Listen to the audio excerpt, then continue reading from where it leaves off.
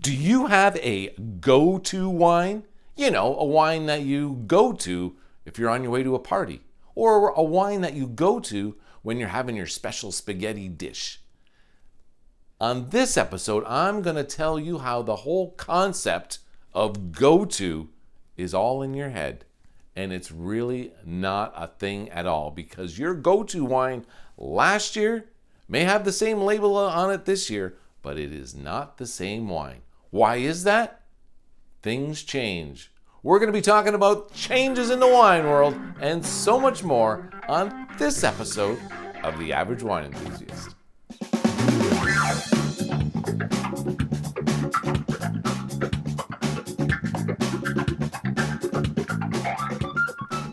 Hi there, everybody. My name's Mike LaPlante, and I'm the Average Wine Enthusiast. On today's show, I'm going to try to dispel a phrase from being used when we're talking about the wine that we drink. And the phrase is go-to. One of the common questions I get is, what's your go-to wine when you're grilling a steak? What's your go-to wine when you're trying to pair it with sushi? To be honest with you, there should not be any go-to wines. And why is that? Because we should be trying new wines all the time. Why? Well, because you want to be drinking better wine all the time. That's why I'm here, to help you drink better wine. Not necessarily spend more money, but to drink better wine. However, there is changes in the wine industry, in wine in general. So the idea of go-to really doesn't make any sense either. You could buy a wine and it is never going to be the same, ever. A bottle of wine, when you open it, is like a snapshot in time. If you bought another bottle of the same wine because you liked it last time, it'll taste very similar, especially if it's a production wine, which I hope you're staying away from since you watched my production wine show. But regardless, every wine is changing as it goes. Having said that, I know people who go to the LCBO here and they buy the same magnum of Jackson Triggs Merlot every time they go there. And this goes on for years. I know I was in a very similar place myself with that exact same bottle of wine about 25 years ago. And it was a graduation for me to get to that point where I was actually buying bottles of wine from the LCBO. But back then they were, I want to say $15. Now they're $19, $18.95 for 1.5 liters of Jackson Triggs Merlot. Now, does that wine taste the same year after year? This production wine, obviously. It does taste probably very similar. There are similarities throughout the vintages. How do they do that? A little bit of this, a little bit of that, a little bit of this. And it's a chemistry experiment for sale for you on the shelf over there at the LCBO. Stay away from that. And I'm sure if you're watching this video, you're not doing that kind of thing.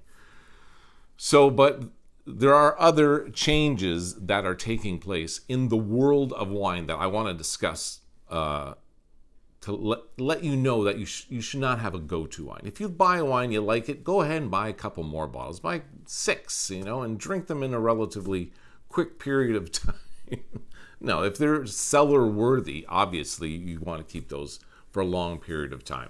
But the wine that you buy in 2023 is not going to be the same wine that you buy in 2025. Those two wines should not be the same wine based on a lot of factors. And I'm going to go over a couple of those right now. These are changes within the wine world. Obviously, the biggest one is climate. Canada has turned climate change into a huge opportunity. They have vines in the ground, and now we're getting weather that is warmer than normal. We're able to grow grapes that we weren't able to grow back, 10 years ago even. They would get decimated. So there are a lot of other countries like Canada that are in the same boat. They weren't able to grow good grapes.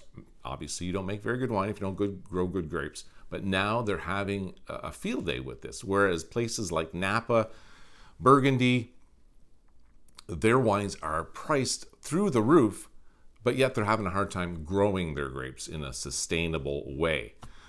Obviously, it gets stinking hot, and you're going to have to do something. You're going to go to irrigation or whatever. And going to irrigation, especially in France, it would be a big no-no. That would change the whole terroir of their grapes. So it's really turning the wine world on its head, and people are trying to figure out how to get through this, if it's even possible at all. Another change I want to talk about is within the industry. The industry itself, obviously. So more wineries now are using sustainability practices. So this allows them to grow some grapes, make some wine, and then do the whole thing over again next year, but start at the same place they did at the beginning of the year before. I'm going to pause and take a sip of this fine Il Falcone to wet my whistle. The Il Falcone is Italian wine. It's made from a grape called Miro de Troia and Montepulciano. So it's a blend of those two grapes. If you're having pizza or really spicy spaghetti, like tomato based, this is the way to go. I'm gonna have another sip. This is a 2015. It's peaking. It's beautiful. Sustainability practices within the wine industry, very important. They weren't doing that 10 years ago. So they want to minimize their impact on the environment. Also, there's the diversification of the wine industry. We're able to buy wines from all over the world right now, which that wasn't the case, 25 years ago. You get the big guys, Portugal, Spain, France, and Italy, and that was about it. And then Australia started getting into it, and then Argentina, and then Chile, and now we got Croatia, and Hungary, and Greek, and there's all kinds of players in the field now, and Canada is right there. One interesting fact, Canadian wines are exported more than not, which I mean by that is Canadians drink more imported wine than they drink Canadian wine. Shame on you Canadians, you, eh? What other things are affecting the changes in wines over the years? Lots of wineries are being bought up. You make a wine, you buy a winery, you make a wine, it becomes popular, whatever happens, it goes into a Costco or something, big conglomerate comes in, buys you up. That wine is not the same anymore. And where do you want to buy your wine from? I'm going to put a picture up. Do you want to buy your wine here?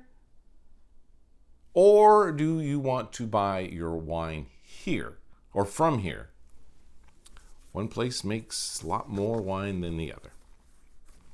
Also, changes are happening all the time. These are called trends, and the trends were, they were happening since the dawn of wine. But right now, one of the trends I want to mention is consumers are more conscientious. They really care about how that wine got into that glass. They're worried about the future, and as well they should be. Another trend is people are buying wine from more different places, like the places I just mentioned, Greece and Croatia and places like that. I have Beaujolais down here. Why is that? Well, because Beaujolais is a good alternative to expensive Burgundian wine. And of course, Beaujolais, they grow which grape? Gamay, that's right. Check out the Gamay show, parts 1 and 2. The Southern Rhone Valley, another awesome value for your money. Again, that speaks to do you want to buy your wine from here, or do you want to buy your wine from here? You get my point. And Armenia, Croatia, and Sardinia, which I have a bottle of Sardinian wine right here. It's called Cananao da Sardegna. And this is basically a bottle of Grenache. I assume they put small amounts of other wine in here. Not positive, but because it doesn't say anything on the label as far as blends go. But this is a 13.5 delicious bottle of wine, sub $20. Big bang for your dollar if you like medium-bodied, juicy red wine with lots of body. Not lots of body, but medium body, good body in it, and a nice flavor profile. And another trend is no and low alcohol wines. Either wines that have no alcohol or very little alcohol. That's another trend. I wouldn't say it's a big trend, but it is a trend that I'm aware of. And, when the Canadian government, the health minister of your country says you should only drink 2 glasses of wine a week, I don't know. I can't go that low. Another trend is natural wines and orange wines. I think I'm going to do a show on orange wines. Very interesting. Up and coming trend in the wine industry. So obviously if there's trends going towards certain wines and you want to have a go-to wine, but your go-to wine has gone because the wine industry has moved on. So steer clear of your go-tos. And of course, the biggest reason why wine changes from year to year is because every vintage is different. Why is that? Well, there could be a bunch of reasons. Main reason is weather. The weather isn't the same. And that goes back to the climate change thing too. Weather is more not the same, get that? Than it was in the past. So every vintage is going to be different. The Cabernet Franc from Niagara, from let's say Bellaterra, is not the same this year as it was the year before. Or the year before, because from what I understand, the 2020 year in Niagara was the vintage of the century.